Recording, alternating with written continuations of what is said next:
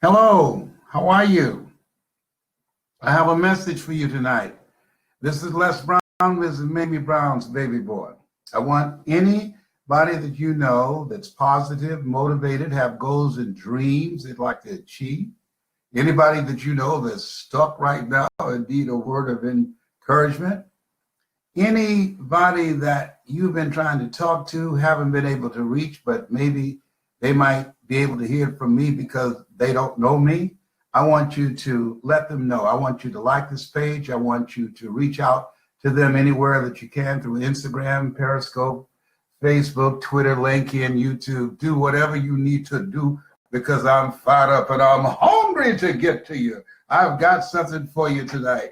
I'll tell you, I have been, there is what has moved me and motivated me is that I started looking at some of the things that's on Facebook. And I remember giving a presentation at West Angeles Church in Los Angeles, California.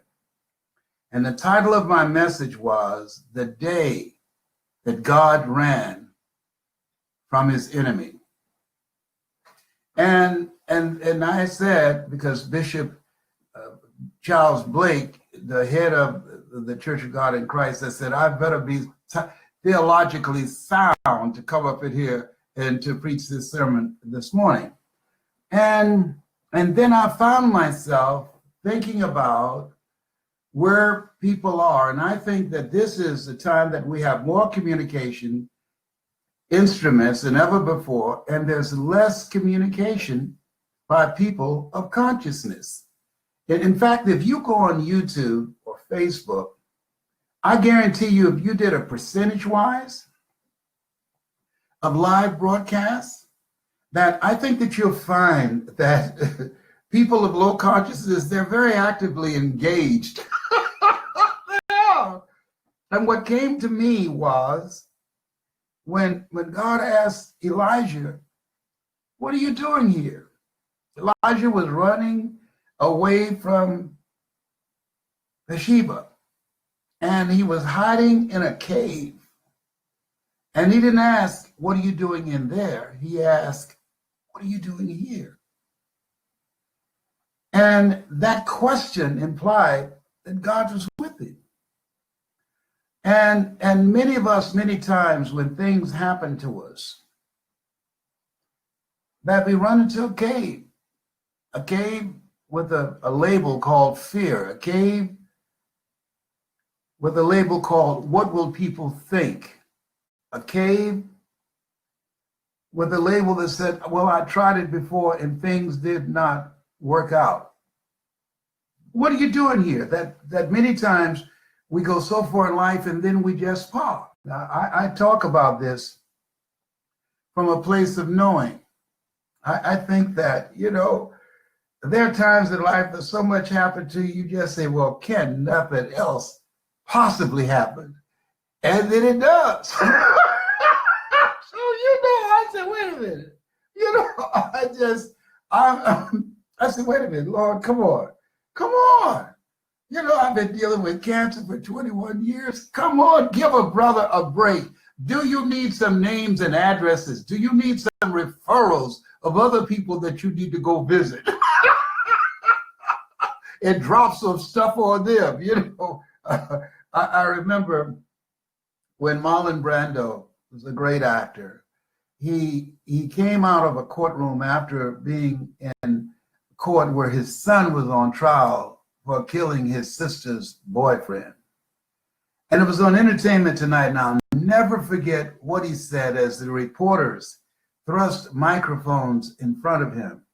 He paused and he said, the messenger of misery visited my house today. I stopped and I sat down. He said, the messenger of misery visited my house today. And I understood what he meant. And I knew at some point in time, studies indicate over this year, all of us will experience at least 3 tragedies they will happen to us personally or someone we care about. And the messenger of misery will be there to greet you. And many times the messenger of misery came to my house and say, give me a newspaper, some coffee, because I'm going to be here for a while. Do you need to take a sip? Can you feel a brother up in here, up in here?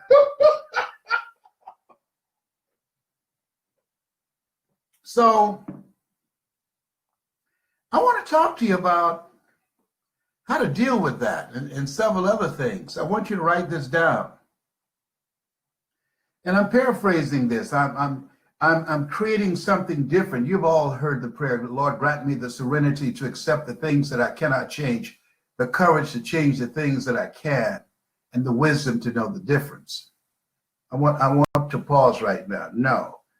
Lord, grant me the insight to recognize, I don't want to accept, to recognize the things that I cannot change. The courage and the mental commitment to see the difference and not waver, not change my commitment to holding myself to a higher standard, not breaking down and worrying myself and stressing myself out, to have the mental resiliency, not to waver. Remember that song years ago? James Cleveland had a song called, Lord, help me to hold out. Please, Jesus, until my change come. Come on now. Chevrolet, Honda, Toyota, Tababota. I'm sorry. My medication went off. I got issues. Okay. I'm sorry. I promise I'll be good. I remember when I was at Douglas Elementary School, and I was being the devilish little boy that I was. That's why I was in special education. I was always getting into trouble. And so I did not know that my Spanish instructor had told my mother to come to school because I was acting up in class. And so everybody's seated, and I didn't know Mom was outside the door and had the door cracked that she could hear. Mamie Brown was something else, you hear me? And when at one time she was married, and to her husband, he was a judo instructor in the Army. And so Mama not only had a good right, but she could flip you when she wanted to. Okay, Mamie Brown, she'd have gone to jail today for child abuse. Okay,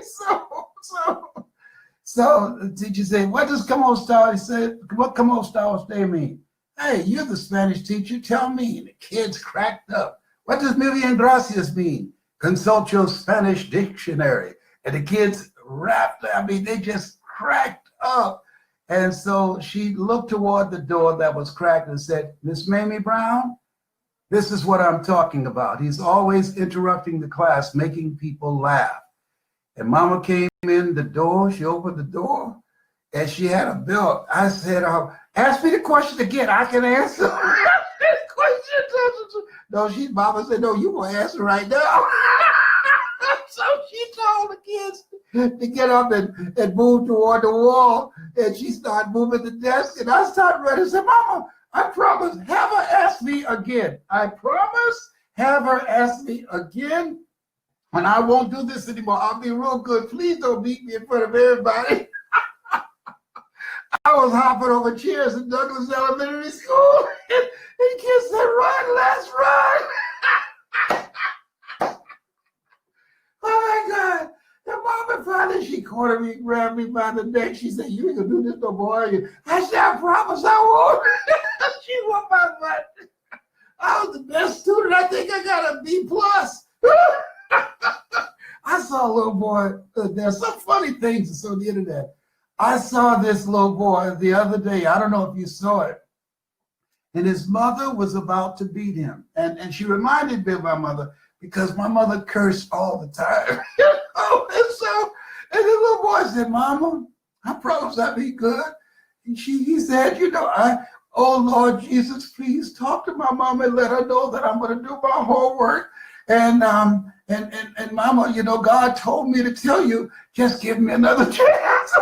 This little boy, you talk about pleading not to get his butt whooped. She said, come over here, bring your behind over here. And I was captivated because she sounded just like my mother. My mother would say, go get me a switch and don't bring me back a small one. Do you hear me? Yes, ma'am, Mom. I don't know how I got on that. But at any rate, I want to talk to you about life. I want to talk to you about your goals and dreams and some things that I'd like to share with you. And I have to always ask myself, what are you doing here? You're sitting up here looking at all this craziness. I've given you a voice. You have experiences. You've overcome some stuff. I've proved myself in your life. I've blessed you tremendously with Mamie Brown alone. What are you doing here looking at this craziness if you have so much good stuff in you? There's never been a statue erected to a critic. I didn't give you all that I gave you to be a critic. I didn't bring you through cancer and sciatic pain and being labeled educable mentally retarded to become a global voice, to inspire people, to encourage people, to criticize others. What they do is none of your business. None of your business. You should be so busy, Les Brown, doing the calling and the work that I have given you that you don't have time to watch anybody else. What are you doing here? And you know what I decided? That I need to become more actively involved in using my gift. There should not be a day, if I can speak, there should not be a day, close that door for me, please. There should not be a day that I miss talking to you, even if only 3 of you or 2 of you will say, hey, that has value. I'll never forget, but Mr. Washington, who was the speech and drama teacher at Booker T. Washington High School. And he gave this speech to the graduating seniors. And I was in the hall and I heard his voice, and I was attracted to his oratorical skills and how he carried himself. And he wore a tie every day. And you know, if you go to schools now, you can't tell the students from the teachers because of the way they dress. At Booker T. Washington High School, when Mr. Charles L. Williams was the principal, you had to wear your shirt in your pants. You couldn't come to school and not have your shirt in your pants.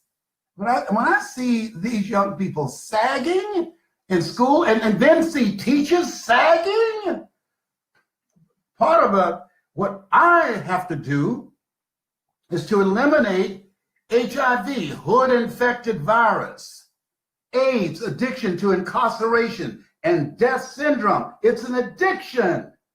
Young boys now go to jail and they call it street cred. They got street credibility. I caught a case. I remember speaking to some ex-offenders, and I said, tell me something about you. Well, I just did a nickel. I said, a nickel? What do you mean by that? Now, I knew what he meant. What he meant was, that's slang for, I just did 5 years in prison. I said, explain to me, please. You say you caught a case? What, somebody threw something at you and you caught it? Tell me what happened. No, I was arrested, yeah, and I went to prison. Tell me what, and you did a nickel. What does that mean? I did 5 years. Oh, so what you're saying to me, that your life and your contribution to life is only worth a penny a year. A penny a year. A penny a year.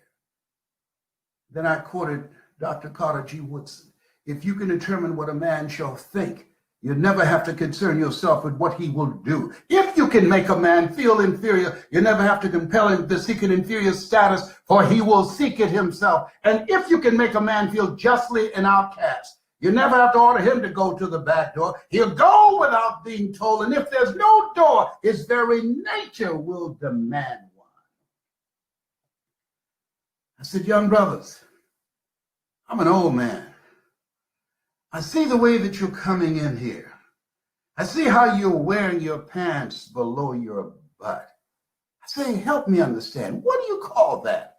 They said sagging, and they said it proudly. Sagging? Yeah, sagging. I said, how do you spell that? Saggin. Sagging. Is that right? Sagging. Saggin. If you can determine what a man shall think, you never have to concern yourself with what he will do. If you can make a man feel inferior, you never have to compel him to seek an inferior status, for he will seek it himself. And if you can make a man feel justly an outcast, you never have to order him to go to the back door. He'll go without being told. And if there's no door, his very nature will demand one. Help me out, please. Spell it for me again. Saggin. And what is it? Sagging. I said, spell it backwards. Spell it backwards. Spell it backwards. You're so proud of it. With so much passion. Your arrogance. Spell it backwards. And he said, yeah. That's how you see yourself. When you get up in the morning and you look in the mirror to pull your pants down so somebody could see your red drawers. Yeah, that's what they're looking at. You call it sagging. They call it something else. Look at them. Look at them. Oh, behave less. Oh, come on now. If the shoe fit, wear it. And if it doesn't fit, it's your shoe, wear it anyhow. Don't you let this 73 fool you. I still got a good right. I'll break out this Liberty City on you. Let me tell you something. You know, this is a serious time we're in. But you know what? We were born for such a time as this. We were born for such a time as this. And the only reason the violence that's taking place in Chicago, the violence that's taking place in Cleveland and New York, the violence taking place in Baltimore, the violence taking place in Miami, where I was born and raised, in an abandoned building on a floor with a twin brother, the only reason that it is growing is because we haven't made the commitment to stop it. Nobody's going to come into our community and stop us from killing each other. Hello, you think? No.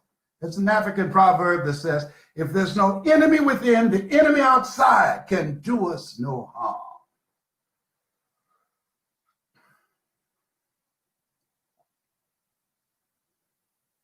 What are you doing here? Evil prevails when good men and women do nothing. What are you doing here?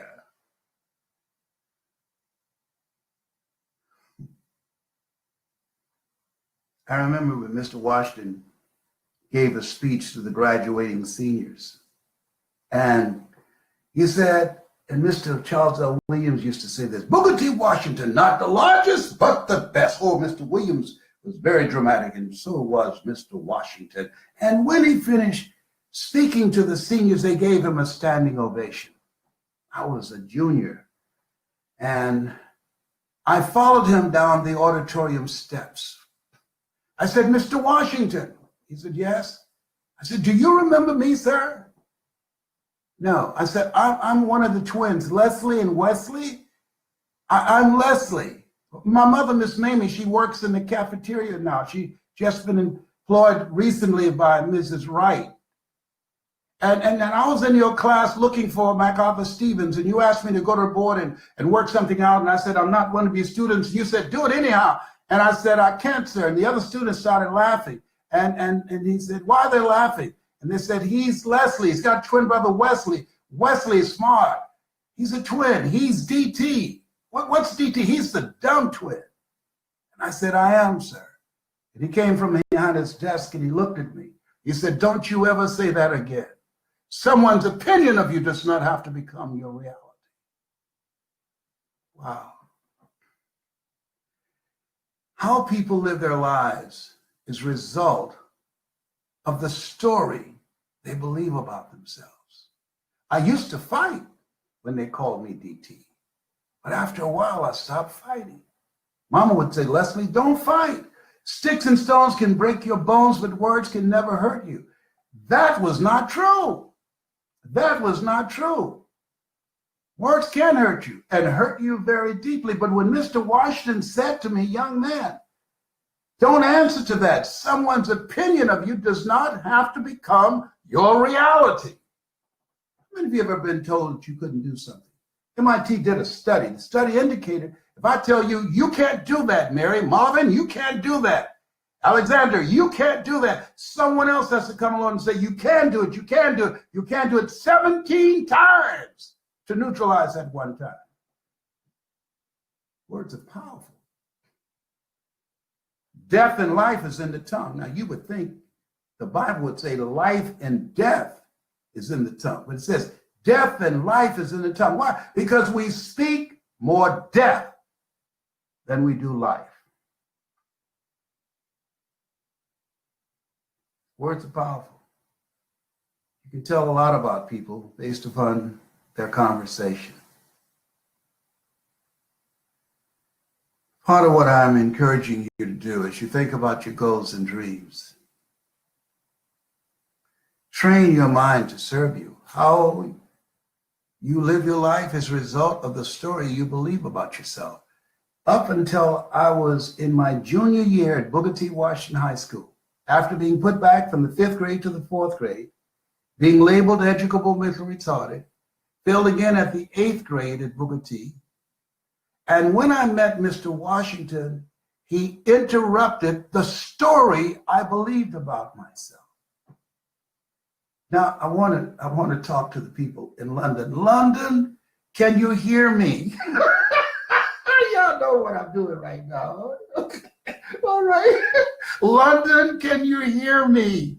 I'm coming to London January the 20th. Well, I'm speaking January the 20th, but I will be there on the 15th with Althea Grant. And I want you to come hear me. And if you're seeing this in London, I want you to call people, notify them, because I'm just getting warmed up yet. I haven't even had a hot flash yet. I have hot flashes. I used to laugh at my mother and my sister for having hot flashes, but now I have hot flashes. What's this all about? I said, I put the cover on, I take the cover off. I travel with the fan and I'd have the air conditioning. I'll tell you, hot flashes, I call them a power surge. But anyhow, I want you to let people know. Let's find us on Facebook live. And I want you to ask me some questions. But let me share this with you.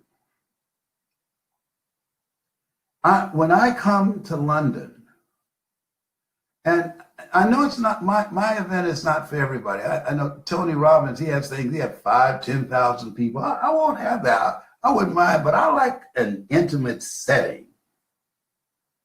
And in this setting, I'm going to share with you how to overcome the odds. In this setting, I'm going to share with you how to get on the path to release your greatness. See, most people go to their graves with their greatness still in them. They don't even know. I did not know that I had the ability to do more than what I've been doing. I had a tremendous inferiority complex. I remember Mike Williams. You need someone in your life that can see what you can't see. You can't read the label if you're locked in the box. And so Mike Williams, I was working at WBKO radio station in Columbus, Ohio. He said, "Hey, Brownie." I said, "What?" He said, "You know why you go see those guys, Zig Ziglar and Tony Robbins and Dr. Norman Vincent Peale, who wrote The Power of Positive Thinking?" I said, "Yes, because I like their message." He says, "No, not just that." He said, "Brownie, that's in you." I said, "Me, Mike?" "Yeah, that's in you, Brownie. That's who you are, man. When you come on in the radio in the morning, you know what you say? Get up, face the east, raise your right hand, throw your head back and say, 'I am somebody.' This is the Les Brown Show. Yes, we can, and yes, we will." Come on, man. That's you. That's what you do. You're always holding court. You always have us laughing. You always make us feel good. That's you.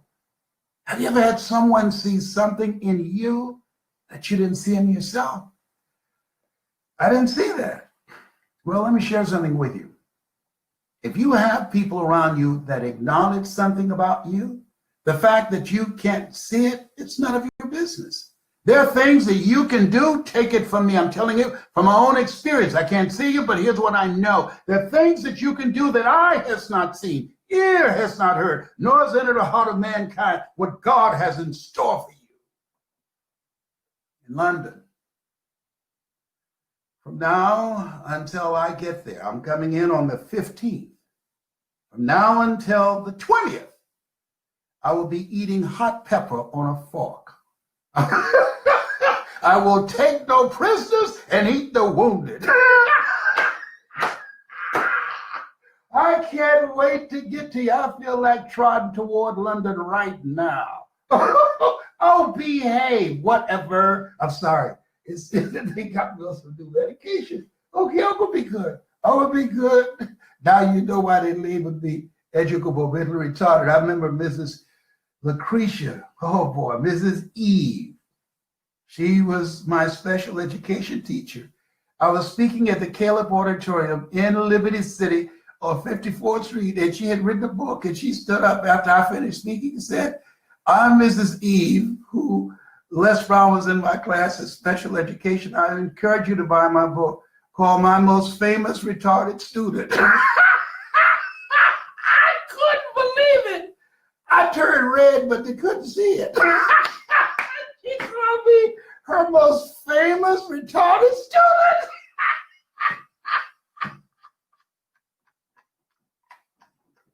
Oh, sorry. No, I should have been embarrassed, but I wasn't. I was so shocked that she would say that. I said, "Why would you say that about me?" She said, "Because you are." I said, okay, yes, ma'am, yes, ma'am. Okay, all right, I promise to be good. Okay, so here, so I don't know how I got there, but let me segue back to this. Who are you really? Who are you really? I saw something on the internet and it really grabbed my attention. He said, "You know, we can die at any time. But if you died today, I want to ask you 3 questions." The first question they put up on the screen: what did you love about your life? What did you love about your life? If you were dead and you look back and had to have a conversation with someone about you and your life, what did you love about your life? You know what I love about my life?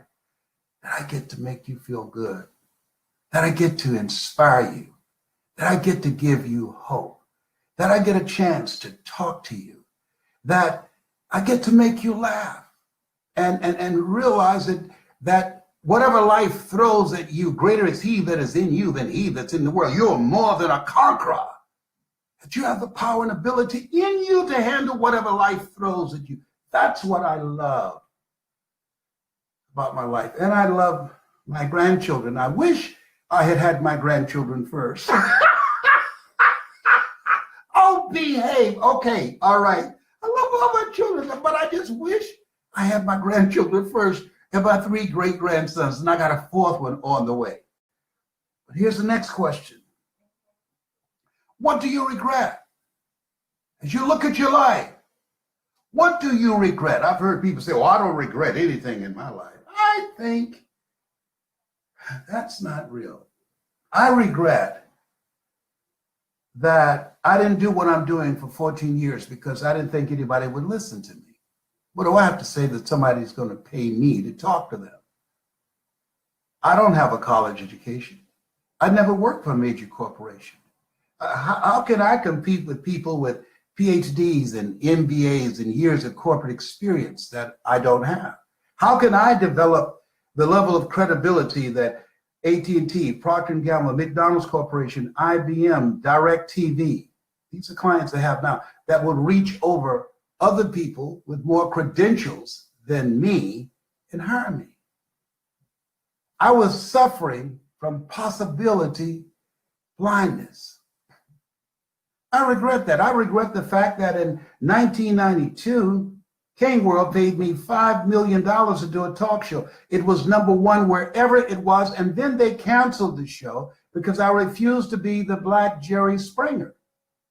I refused. They said, no one says no to the King brothers. They wanted me to do a show of fathers who sleep with their 14-year-old daughter's boyfriends. And I said, no. I said, no one says no, Mr. Brown, to the King brothers. I said, what languages do you need to hear it in? No. That's not me. I don't do those types of shows. You saw me on PBS doing something positive. I told my mother, I will make her proud. I won't do the trash because that's not me. And they fired me. My twin brother called me, Leslie, you could have at least done it for one season and gave God 10% of what you earned. I said he would have forgiven you and give me the other. Okay. But you know what I regret? I don't regret that I missed out on those millions of dollars and being on television. I regret that I didn't come back, that I did not have the courage of Oprah Winfrey, who started Harpo Productions. I could have started Les Brown Productions. Helen Keller says, when one door closes, another door opens, but most people spend so much time looking at, talking about, and regretting the closed door, they don't see the open door. That was available to me. And I regret I didn't have the courage or insight or the initiative to do that, to produce myself or to find someone else to sponsor me. I parked. I was embarrassed. So I regret that. Can't unscramble those eggs. What do you regret? Here's the other question. If you were given one more chance at life, one more chance, what would you do? What would you do? I remember when I was first diagnosed with prostate cancer. My PSA at that time was 2,400. And they said that cancer had metastasized. This is 21 years ago. And I remember one night, I couldn't sleep. And the television was on and I was half conscious. And I heard these words. You know, we're taught forgetting those things which are behind. But I heard these words. We might be through with our past, but our past is not through with us. And I said, God,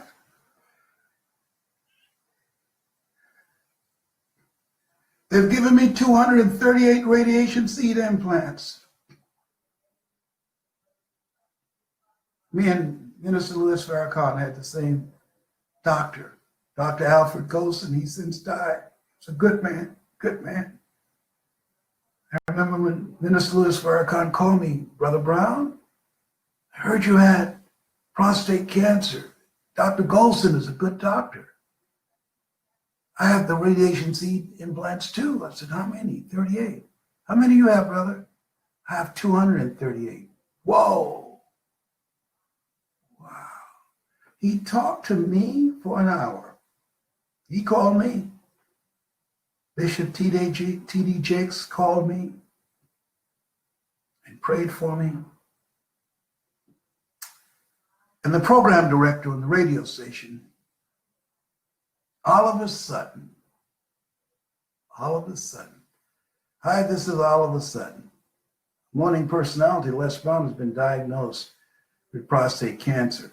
He's dying of prostate cancer. My brother, we wish you the very best. Pray for our brother who is dying. I was so angry. I came home and the phone was ringing off the hook. And I said, he doesn't know me like that. What the hell he's talking about? I'm dying. We're all dying. He doesn't know. This does not have to be the end for me. I believe that doctors should never tell someone they're terminally ill. What they should say is that my ability to help you has terminated. Now you need to explore some other options. And let me share something with you. There's nothing as powerful as a made-up mind. There's nothing as powerful. And I decided to fight. See, life is a fight for territory, and once you stop fighting for what you want, what you don't want will automatically take over. You got to fight. My mother used to get up and ankles and knees swollen from arthritis. Oh, Arthur's bothering me. Arthur's bothering me. I said, Mama, who's Arthur? She said, don't worry, boy. You live long enough, you'll find out who Arthur is. She was not lying. She's talking about arthritis. This is true. I was driving down the street in Detroit. I used to have my office on the 21st floor. 7 is my lucky number. 3 times 7 is 21. And in the Penobscot building, I was driving to the Penobscot building. That's where I was sleeping on the floor of my office, bathing in the sink down the hall. And I heard this radio commercial. Hello, this is Oral Roberts. You got some kind of illness? I've got a prayer cloth that can help you. A prayer cloth that has provided super miracles for thousands of people. It only costs $3. And I was about to change the channel. The lady said, I was in a car accident and I got whiplash. And as a result of that prayer cloth, she said, I was healed in the name of Jesus. And then I was said, oh, this is nothing but commercialism. And so I'm about to change the channel, and the guy said, hello, I had prostate cancer, and my PSA, which stood for prostate specific antigen, it was over 2,000. I said, oh, wait a minute, I need to hear this. He said, I got that prayer cloth and I put it in the affected area and I was healed in the name of Jesus. I stopped, got the phone number, called them. I sent them $100. They sent me a prayer blanket. Y'all got to get people. I want you to notify people. Say, look, Les Brown is on Facebook. You got to hear this story. You got to hear it. Turn it on quick. Watch him because he's loose. He's unleashed up in here. All right. And look out, London. Oh, when I get through, I'm going to take that accent away. We're going to have some tea up in here. Anyhow, whatever. Oh, excuse me. Let me do my tea like this. I got to see when you do tea in London, you got to do the tea right. You got to hold the pinky up like this. So they sent me the prayer cloths in a big box. And I said, put them in the area that's affected. So naturally, I stuffed them in my underwear. I had to speak at a church in Detroit. And so there I was saying, you got to be hungry. When I speak, you'll see me moving around. If you go online and put Les Brown speaking in the Georgia Dome, which has just been destroyed, you'll see me going back and forth on the stage. And at this time, I was fired up. At this time, I was going back and forth all across the stage. And then I noticed as I looked to my right, people were laughing and they were looking past me. So I knew they weren't laughing at me. I thought somebody was doing something behind me. I looked around And the prayer cloths that I had in my underwear, they would stroll out on the they would stroll out on the stage in the pulpit where I've been walking back and forth. Well, guess what? I just stooped down. I started picking them up. I said, you can laugh if you want to. I don't care what you say. I stood behind the pulpit, put them right back in my pants. I got some on now. Now, that was over 20 years ago. I'm still here. I don't care what people say. That's why he had prayer cloths, and they fell out of his pants leg. Oh, good. Let me put the pinky finger up. This is how you do it in London. Oh, boy, I'm having a bloody wonderful time. So, how did I get on that? I don't know. This is what happens when you turn 73. You just forget things. So, at any rate, here's what I know. Things going to happen to you. Here's what I know. You are more powerful than you give yourself credit for being. Here's what I know. Things are not going to change for you until you change. It would be great if your last name was Trump or Rockefeller and you had a great inheritance. It would be great if you came up in a two-family household.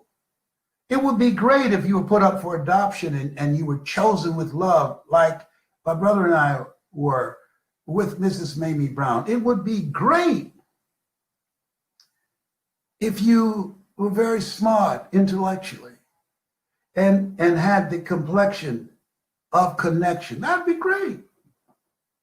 But ultimately, the final key to your becoming successful, the final key to your living your dream, the final key to your creating a life that you can love, creating a life where you have a minimum number of regrets, and creating a life where you don't want to have to say, Lord, give me another chance. The final key, that's in your hands. That's in your hands. It'd be great if you had a lot of money. People say money won't make you happy, but everybody want to find out for themselves. It'd be great. But the final key, I have come to know when I was negotiating with God, don't let this be it for me. I remember my son, John Leslie. He said, Daddy, are you going to die? I said, yes, son, we're all going to die. He said, no. Are you going to die from cancer without a fight? I said, no. Why do you ask me that? You don't come out the room anymore. You're in the room and the curtains are closed. That's not my daddy. That's not the daddy that I know. Are you going to fight? That's all I want to know. Yes.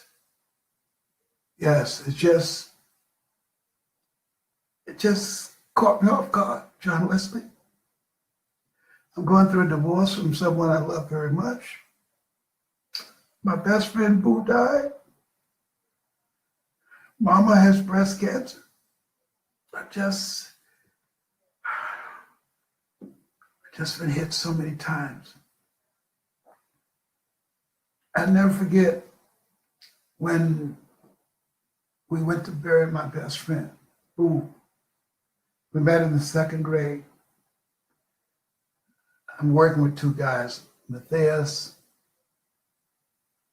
and Giorgio, and they didn't know I almost cried watching them, how close they are, because it reminded me of Boo and I. Wherever I went, Boo was there. And I remember coming out of the cemetery, my heart was heavy. And the lady said, Mr. Brown. I said, yes. She said, we buried a good man today. I said, yes, we did. I said, Boo was a good man. I was still crying. She said, I heard you say on one of your cassette tapes that Boo was a great cook, and that you and Boo were going to collaborate on his special secret recipes, his Caribbean and Bahamian recipes. She said, did he do it? And I said, no. She said, ooh, he took that with him. Wow. He took that with him. As I got in my car, I sat there for a while. And Boo had a lot of talent. He took to his grave. And I could hear him saying, Leslie, he didn't call me Les, Leslie, live the life that I didn't live. Who was waiting on a liver transplant. I wanted to say to you, I believe, I can't prove it, just being honest, that we all were created on purpose, with a purpose. And that given you were chosen out of 400 million sperm, God had a lot of choices. You think?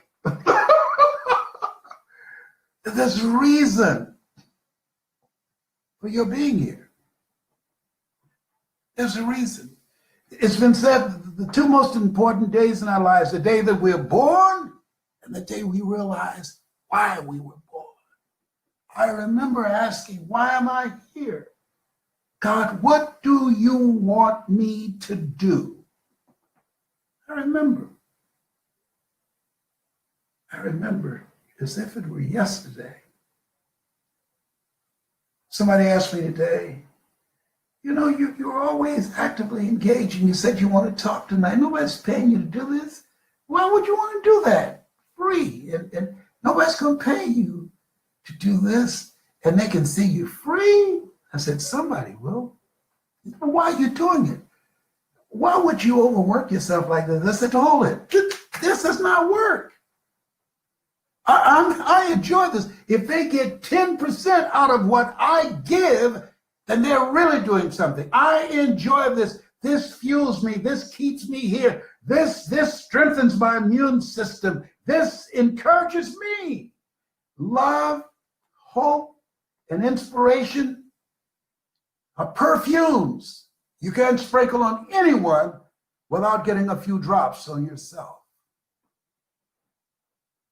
As my mother would say, put that in your pipe and smoke it.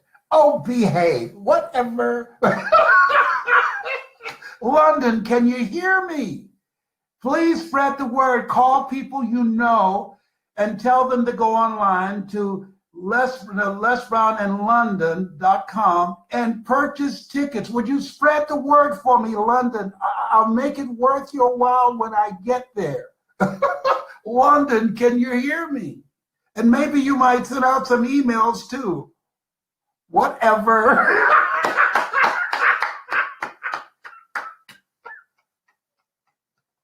Okay, I'm gonna be good. I promise I'm gonna be good. Okay, I'll be good.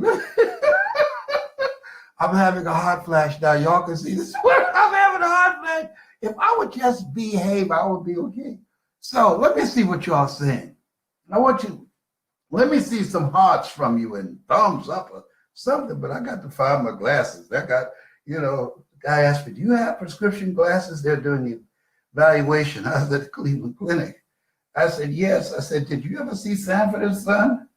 And the guy said, yes. I said, well, that's me. I'm Walgreens. I get all my glasses from Walgreens. I got so many pair of glasses. I'm not paying $400 for some glasses and won't be able to keep them but 1 week. Let me see what y'all said to me. Sharina Hill. Hello, Sharina. Oh, look at Elisa. This is not work. Yes, thank you, Elisa. Boy, you talk about a gifted writer. Oh, she is an incredible person. Marie Cosgrove. Invest in yourself, find your purpose, and live it. Hey, listen, Marie's going to be in London, and let me share something with you. They say big things come in small packages. She's a powerful speaker. You want to see her. She was on a job, only female, and the first and only female, and became the #1 salesperson. So guess what? The CEO said, hey, listen, I tell you what, we don't want you to be on commission. You're making too much money. What we need to do is put you on salary. Said, no, I'm a single mother of 5 children. I don't want to be on salary. I want to be able to control my own destiny. Well, if you're not willing to come off commission and be on salary, then you're fired. And they thought that would intimidate her. But they did not know Marie Cosgrove.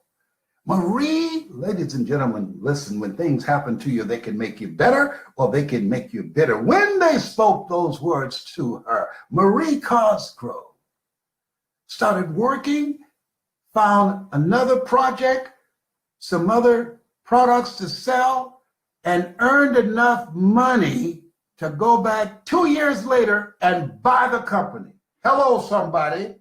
Who does that? Marie Cosgrove. She's speaking, and she's a powerhouse. Little small stuff, about 5'1". You got to hear her. She's powerful. Let me share with you who else is going to be there. Johnny Wimbrey. I want you to get his book, From the Hood to Doing Good. Johnny Wimbrey, Winbrey. He's the first mentee and student that I trained, and he is a bad boy. You know, you're never too old to learn, and you're never too young to teach. I remember doing an event with Johnny back in Miami, and I said, Johnny, don't bring too many products. And when we showed up, he had a lot of products, and I didn't. I said, Johnny, didn't I tell you don't bring too many products? This is my base. I used to do trainings and seminars at the Caleb Auditorium. I know this audience. I was born here. He said, thank you, sir. Very respectful, didn't argue with me. At the end of the night, I'd earned $3,000, and Johnny, hard-head Johnny, earned $46,000. I said, how did you do that? He said, Mr. Brown, never think you know what's in other people's pocket. Oh, come on. He's going to be there. He's going to teach you how to sell.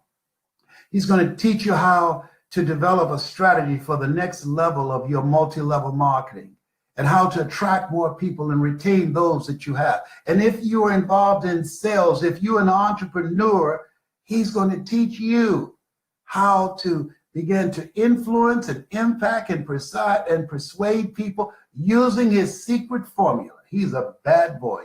Johnny Wimbrey, he's bad. He's awesome. Marie Cosgrove, bad.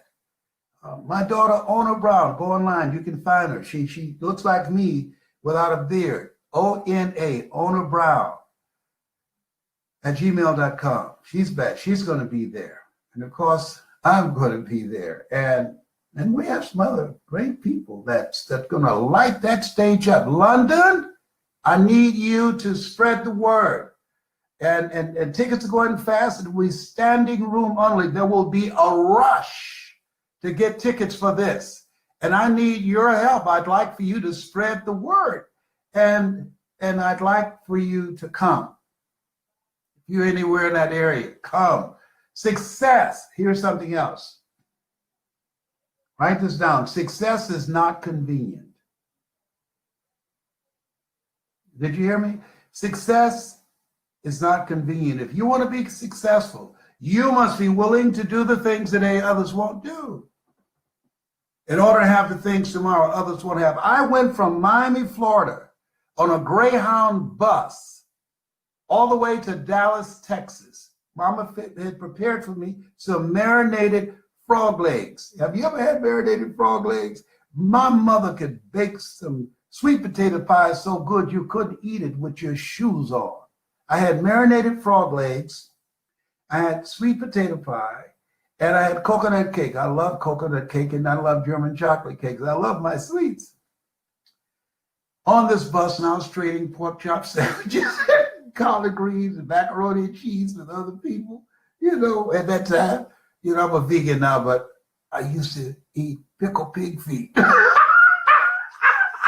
telling you, you would see them moving around in the jar. Y'all don't know nothing about pickled feet. I don't know if they still have pickled pig feet. Do they still have pickled pig feet? Well, my pickled pig feet were organic. Whatever. All right. So listen. And I rode from Miami, Florida to Dallas, Texas on a Greyhound bus. It wasn't convenient. I didn't have enough money. I had bid whist games. That's a game I brought to the United States. Bid whist. With or without a Boston. It used to be called Idwist, but because I played so well, they put a B in it to honor me because my last name is Brown. Bid whist. That's why they call it bid whist. I play incredible bid whist. The game I brought to the United States. And I shoot pool too. And pool used to be called ool, but I shot with such perfection, they call it pool. And my brother Leonard, he's very good too. He's in Overtown.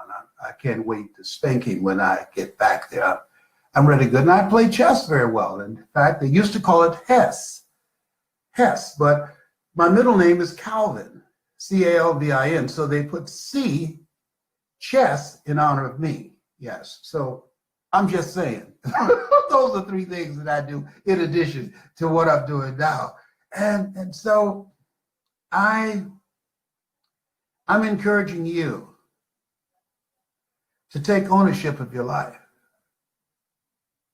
I'm encouraging you to affirm to yourself. First, I want you to visualize yourself living the life that you want to live.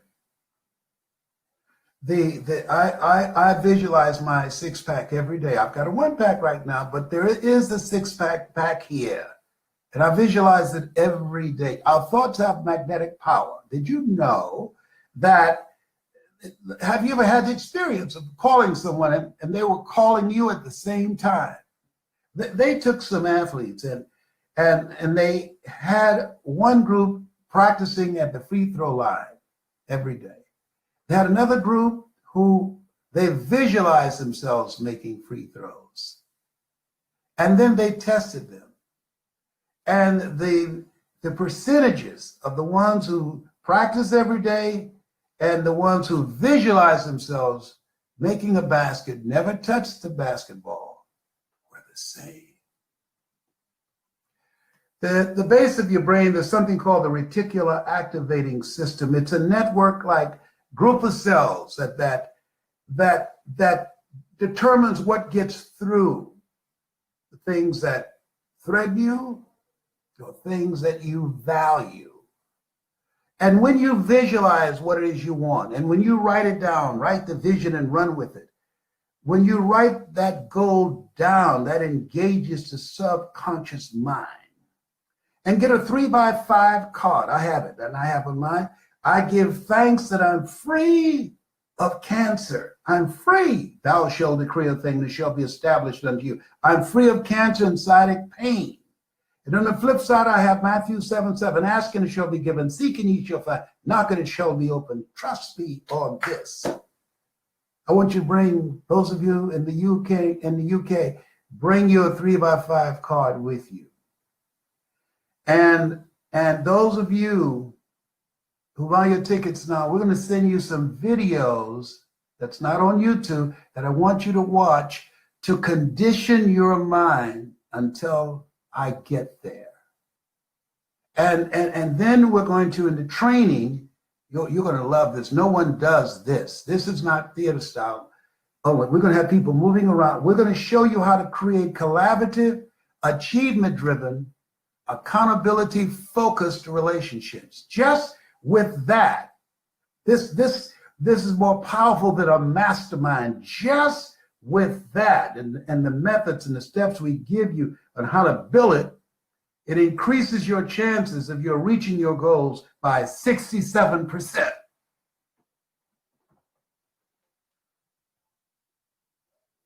think about that.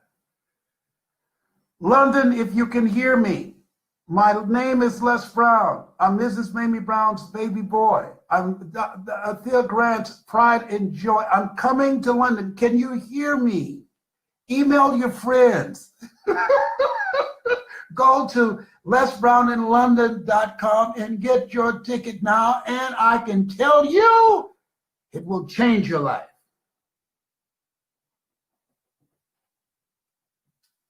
It will change your life. Let me read, see what y'all saying to me. I've enjoyed myself. I hope you've enjoyed yourself as much as I have. Okay, this is Herman. Herman, hi. He said, visualization has power. You're right. Tamika Patterson. Hello, Tamika. Thank you so much for listening. The reticular activating system. She said, mine is running. Yes, there are so many of you. I'd like to. I want to share something else with you before winding up until tomorrow.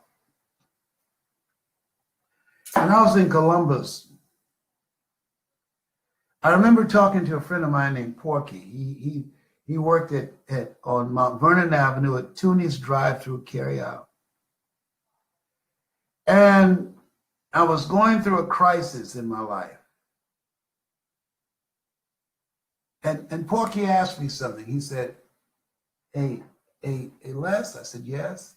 He said, are you learning anything? I said, why are you asking me that? He said, because this is not the first time we've had this conversation. I'm curious. I just want to know, are you learning anything?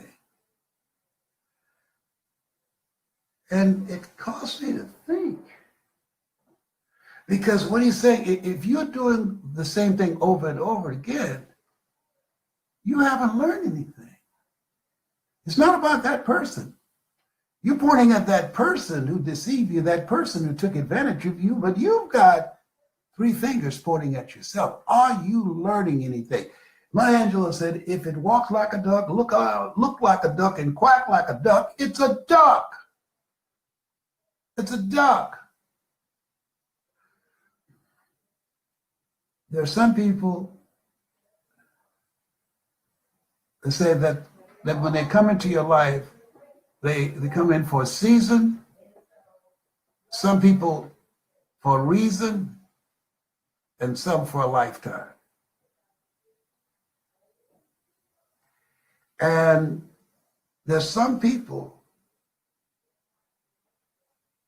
they're not good for you. I can't tell you the power of a positive relationship. Yes, Mike Williams, please get his book. This has been my mentor for 48 years. You can go online. It's called The Road to Your Best Stuff. The Road to Your Best Stuff. And he said, Brownie, he kept saying it to me, Brownie, man, you're more than a disc jockey. Brownie, you can do more. I remember when King World offered me $1 million, and I said, Mike, take it. And then he says, no, we can get more. And I got on my knees in the hotel at the Hilton in New York. I said, let's not be greedy. Please take the 1 million, Mike. Please, let's not make these people mad. He said, Brownie, you stay in the room. You can't go with us. I'm so glad they left me in the room. And when Mike came back, he said, Brownie, give me 5. I said, what do you mean? We got 5 million. Whoa! Are you serious? Yes. The power of a positive relationship. I saw a check with my name on it. The first check, $2.5 million. Who would have thought? Born in an abandoned building on a floor. If my birth parents came in here now, I would not know either one. Being labeled educable, mentally retarded, put back from the 5th grade to the 4th grade, failed again in the 8th grade, no college training. I'm going to share with you how to identify relationships that can empower you and how to build those relationships. That's important. Write this down. Relationship capital. When I come to London, I'm going to share with you how to do that, how to build it, and how to create incredible wealth working with other like-minded people. You know, I can talk to you all night. I am so fired up. I'm looking forward to coming to London. I want you right now. If you, anywhere who see me, if you know anybody who lives in the UK, I want you to email them or call them or use Instagram or Twitter or LinkedIn and say, go to lesbrowninlondon.com. Like and share this page. Go to lesbrowninlondon.com. I want you to share because I got one more story I want to share with you. Like and share this page. There's something else I want to share with you. When most people get up in the morning, they don't realize how special that is. You know, the scripture says, out of the mouths of babes. Alex, which is Monica Green's daughter and my adopted goddaughter, she said in one of her text messages, I don't thank God it's Friday. She said, I thank God for today because every day is a blessing to be alive. Come on now. Come on, Alex. Come on. Flesh and blood didn't reveal that to you, little 12-year-old. You only been here for a minute. She said, I don't say, thank God it's Friday. I say, I thank God I'm here because every day is a blessing. And that's real. That's real. Being here is not a given. I want to wind this up by saying, everything that I've said, you already know it. It's in you already. Otherwise, you would be off looking at all the fights on YouTube and Facebook. Everything I've said, you already know it. It's in you already. It's common sense, but not common practice. And as you look at yourself, look at your life, and I don't know what you're dealing with, but I want to ask you, as Porky asked me, are you learning anything? Are you learning anything?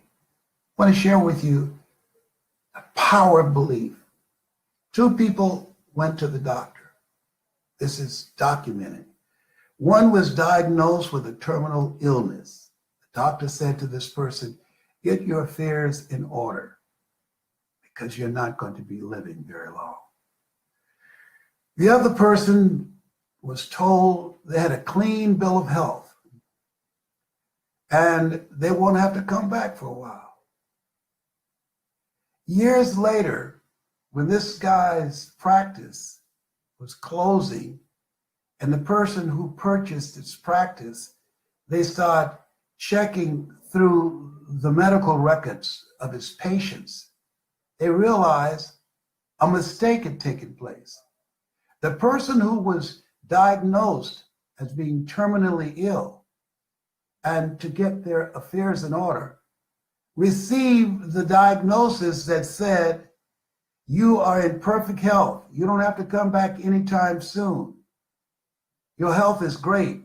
The person who had been diagnosed as having perfect health had received the letter and the notification that they were terminally ill to get their affairs in order. The person who had the diagnosis of being in perfect health, that person died within a few weeks. The person who was told that your health is good and that things look great for you and who really was in fact the person who was diagnosed with a terminal illness, that person is still here. What happened? Well, some call it the placebo effect.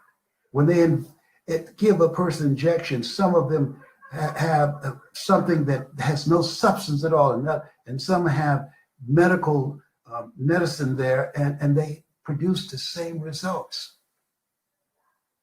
Power of belief. I'm encouraging you, if you don't get anything else out of what I'm sharing with you, feed your faith and allow your doubts to starve to death.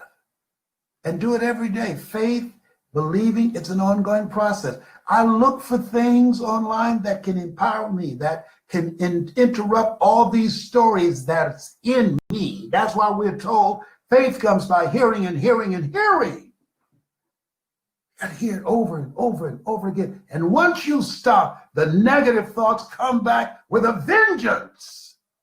With a vengeance. I'm telling you what I know. You read the book by James Allen, As a Man Thinketh, and they have a version called As a Woman Thinketh.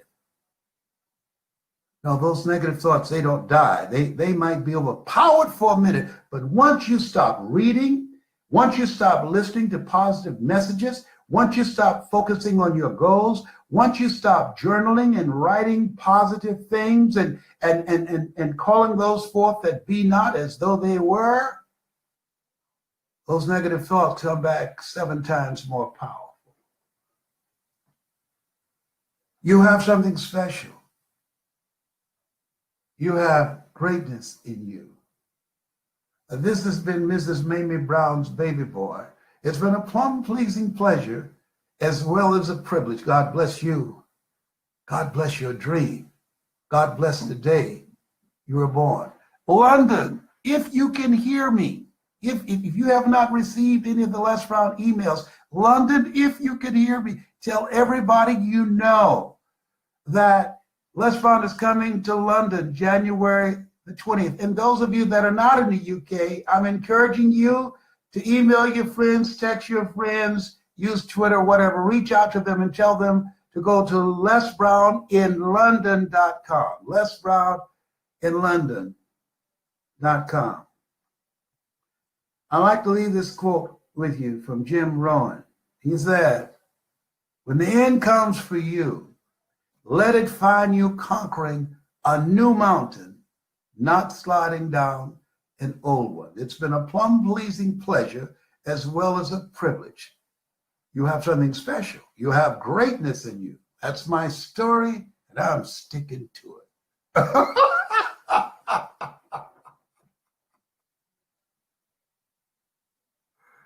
Oh my God, I enjoyed that so much.